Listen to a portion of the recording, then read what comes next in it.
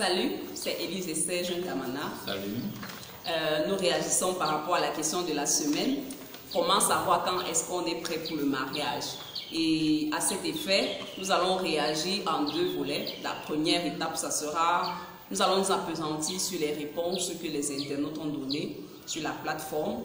Et la deuxième étape, nous allons donner notre point de vue sur la question. Et pour ce faire, nous allons parler de l'aspect social et de l'aspect spirituel. Merci.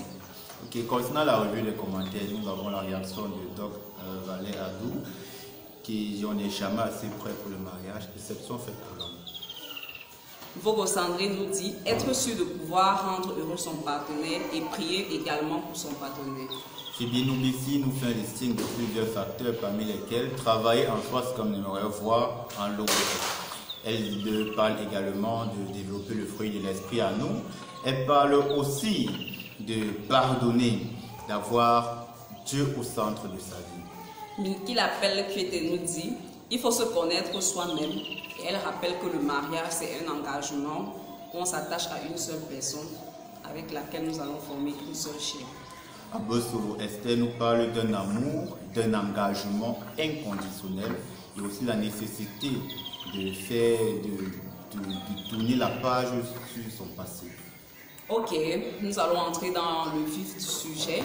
En donnant notre point de vue, nous rappelons qu'il n'y a pas de réponse standard ni magique pour savoir quand est-ce qu'on est prêt pour le mariage. Nous allons juste mentionner quelques points importants. Et parmi ces points qui sont essentiellement des questions auxquelles chaque conjoint et le couple devraient absolument apporter des réponses. Sur le plan social, nous avons le travail. Il y en a qui travaillent, mais qui ne sont pas mariés.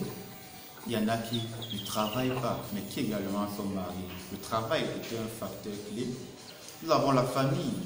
La famille est un facteur clé. La famille qui nous soutient, ou bien celle qui ne nous soutient pas. Devrons-nous avoir cela comme élément de décision? Nous avons l'âge. Sommes-nous trop vieux? Sommes-nous trop jeunes? Nous avons des petits par rapport à nous qui sont mariés, également des aînés qui ne sont pas mariés. Nous avons les examens prénuptiaux, par exemple. Connaissons-nous notre rhésus? Connaissons-nous notre électrophorèse? Avons-nous une maladie curable ou incurable? Nous devons le savoir et notre partenaire également doit le savoir. Sur le plan spirituel, l'intimité avec le Seigneur. Tout à fait. Quand on parle d'intimité avec le Seigneur, il est important d'avoir une relation avec le Seigneur, déjà pour savoir si le Seigneur approuve. Est-ce que nous avons l'approbation du Seigneur par rapport à cet engagement? Est-ce que le Seigneur a donné son OK? Il faudrait se poser cette question-là. Également, il y a le volet formation.